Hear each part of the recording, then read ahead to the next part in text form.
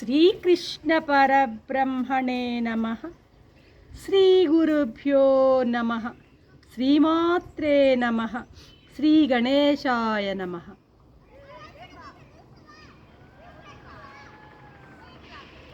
ప్రియాత్మబంధువులారా, నిత్య జీవితంలో భగవద్గీత 308వ భాగం క్షేత్రజ్ఞ విభాగ యోగం 13వ అధ్యాయం. సమ్యజ్ఞానం యొక్క ప్రభావ ప్రయోజనాలను ఎంత వర్ణించినా శ్రీకృష్ణునికి తనివి తీరినట్టు లేదు.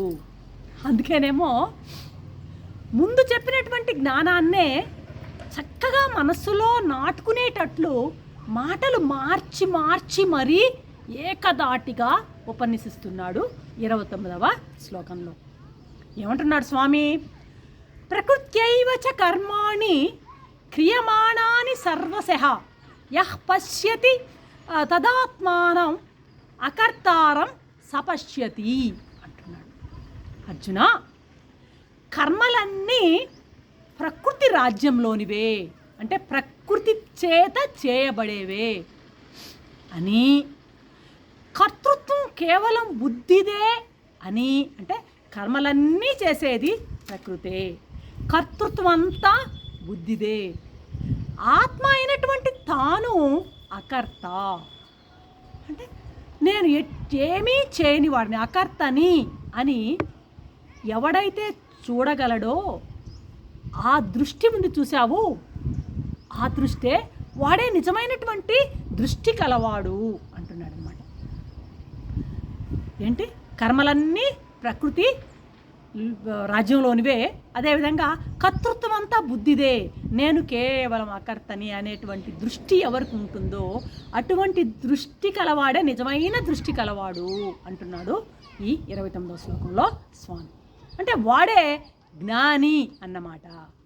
వాడు జ్ఞాని అంటే అర్థం ఏంటి? మిగతా తక్కిన వాళ్ళందరూ కూడాను అజ్ఞానులే అని మనం అర్థం చేసుకోవాలి.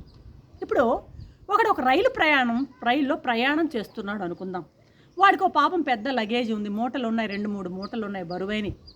పాపం వాడు ఏమనుకున్నాడు? వాడు ఈ పాపం రైలుకి ఏదో ఉపకారం చేయాలనుకున్నాడు. ఆ మూటలు తన నెత్తిని పెట్టుకొని రైల్లో కూర్చోన్నాడు అనమాట. రైలు బరువు ఏమైనా తగ్గుతుందా? తగ్గదు. ఇక్కడ ప్రకృతి అనేటువంటి పెద్ద రైలు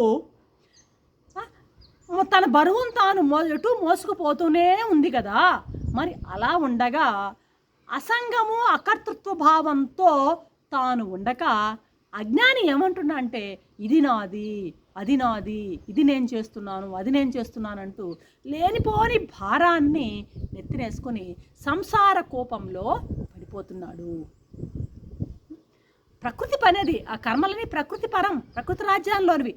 మరి మనం నాకేం సంబంధం లేదు, నేను చేయడం లేదు, నాకేం సంబంధం లేదనే భావనలో ఉండిపోవాల్సి ఉండగా వీడు అన్నీ నేనే చేస్తున్నానని తన్నెత్తినే వేసుకుని అన్యాయంగా మునిగిపోతున్నాడు సంసారంలో. అసలు కర్తృత్వమే గనక ఆత్మకు ఉన్నట్లయితే నిద్రలో కూడా తాను కర్తను అనేటువంటి భావం ఉండాలి. నిద్రలో కూడా ఉండాలి ఆ భావం, నేను కర్తను అనే భావం. అదేనా? మరి నిద్రలో, గాఢ నిద్రలో మనకి ఆ కర్తను అనే భావం లేదే. అలా అన్నప్పుడు గాఢ నిద్రలో ఆత్మ లేదా? ఉంది. ఆత్మ లేకపోతే అది శవం, అది ఇంకా జీవుడుగా అనడు. ఆ శరీరాన్ని శవం అన్న తీసుకెళ్ళి శ్మశానాల్లో పడేస్తారనమాట. గాఢ నిద్రలో కూడా ఆత్మ ఉందన్నమాట. అర్థమైందా? అయితే బుద్ధి మాత్రం లేదు. ఏమి లేదు అక్కడ అంటే బుద్ధి లేదు. బుద్ధి ఉన్నట్లయితే అసలు నిద్ర రాదు కదా. నిద్రలో బుద్ధి లేదు. బుద్ధి ఉన్నప్పుడు కర్తృత్వం ఉంటుంది, బుద్ధి లేనప్పుడు కర్తృత్వం ఉండదు. కాబట్టి ఎవరి పనిది? బుద్ధి పని. కర్తృత్వం అన్నది బుద్ధి యొక్క పని, కానీ అది కర్తృత్వం అనేది ఆత్మకు ఏ విధంగానూ చెందదు. అర్థమైందా? ఈ విషయాన్ని దర్శించేవాడే నిజమైనటువంటి సన్యాసి, నిజమైనటువంటి జ్ఞాని అని స్వామి చెప్పడం మనకి ఇక్కడ. యథావాత ఏం చెప్తున్నారు స్వామి? ఎవరైతే కర్తృత్వాన్ని ఆత్మయందు ఆరోపించి నేనే చేస్తున్నాను, నేనే సుఖిస్తున్నాను, నేనే దుఃఖిస్తున్నాను అని పలుకుతుంటారో వాడికి యథార్థగా దృష్టి లేనివాడు, అంటే యథార్థంగా చూచేవాడు కాదబ్బా అంటున్నాడు స్వామి ఇక్కడ. వాళ్ళకి నేత్రాలు ఉన్నప్పటికీ వాడు సత్యాన్ని వాడు చూడలేనివాడు, అటువంటి వాడు. కాబట్టి ఏమిటి విషయం అంటే, ఆత్మ అయినటువంటి తాను అకర్తను. నేను నిజమైనటువంటి అకర్తను, నేను నాలో ఉన్నటువంటి ఈ ఆత్మ ఎటువంటి కర్తృత్వము దీనికి లేదు అనేటువంటి ఎవరైతే చూస్తాడో వాడే నిజమైనటువంటి జ్ఞాననేత్రం కలవాడు. కాబట్టి ఇట్లాంటి జ్ఞాననేత్రాన్ని ప్రతి ఒక్కరూ సాధించుకోవాలి. లేనట్లయితే భగవంతుని దృష్టిలో వాళ్ళందరూ కళ్ళున్న గుడ్డి వాళ్ళే అని మనకి ఇక్కడ అర్థమవుతుంది. అట్లాంటి వాళ్ళు అవిద్యలో ఉండిపోయి, అవిద్యలో అంధకారంలో ఉండిపోయి అందులోనే జీవించేవాళ్ళుగా చివరికి మిగిలిపోతారు. కాబట్టి ప్రపంచంలో ముందు ఏదంటే సమస్త కర్మలు ప్రకృతితే చేయబడుతున్నాయి అన్నది గట్టిగా గుర్తెరగాలి. మరి అన్ని కర్మలు ప్రకృతే చేస్తుంటే మరి ఆత్మ ఏం చేస్తుంది? ఏమీ చేయడం లేదు, అది అకర్త. ఆ అకర్తగా ఉన్నటువంటి ఆత్మ యొక్క సాన్నిధ్యంలోనే ప్రకృతి సమస్త కర్మలను చేస్తుంది. ఆత్మ సాక్షి రూపంలో ఉంటుంది. ఆ ఆత్మ యొక్క సాన్నిధ్యంలోనే ప్రకృతి అన్ని కర్మల్ని చేస్తూ ఉంటుంది అన్నమాట. మయాధ్యక్షేణ ప్రకృతి సూయతే సచరాచరం అంటాడు కదా అర్థం స్వామి. కాబట్టి ఇది చక్కగా అర్థం చేసుకోవాలి. ఎంతకీ మనకిక్కడ సాధకుడు ఎలా సాధన చేయాలి అన్నది మనకి ఇక్కడ కొంచెం మనం గమనిస్తే, బాగా సూక్ష్మంగా గమనిస్తే ఎలా చేయాలి? మొట్టమొదట్లో కర్తృత్వాన్ని భగవంతునిపై పెడతాడు సాధకుడు.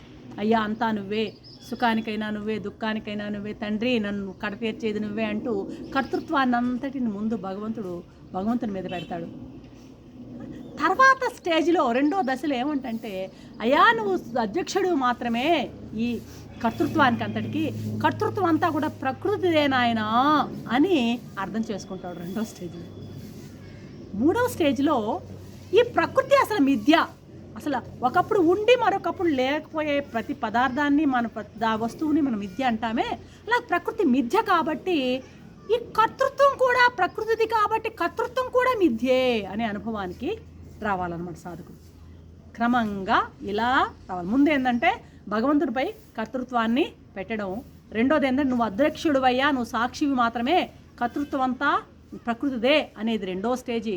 ఆ తర్వాత ప్రకృతే మిథ్య కాబట్టి ఈ కర్తృత్వం కూడా మిథ్య అనేటువంటి భావానికి రావడం మూడవ స్టేజీ. ఇలా ఈ పై భూమికకు అంతస్తుకి చేరుతాడు. ఏ భూమిక ఏ అంతస్తుకు చేరుతాడు? కర్మలన్నీ ప్రకృతి చేసేటివే, కర్తృత్వం అంతా బుద్ధిదే, ఈ ఆత్మ అనే తాను అకర్తని, ఎటువంటి సాక్షి అయినటువంటి అకర్తని అనేటువంటి ఆ భూమికలోకి, ఆ జ్ఞానంలోకి నిలబడిపోతాడు సాధకుడు. రేపటి ఎపిసోడ్లో మరొక అంశంతో మీ ముందుంటాను. అంతవరకు సెలవు. సర్వం శ్రీకృష్ణ చరణారవిందార్పణం. ఓం శాంతి.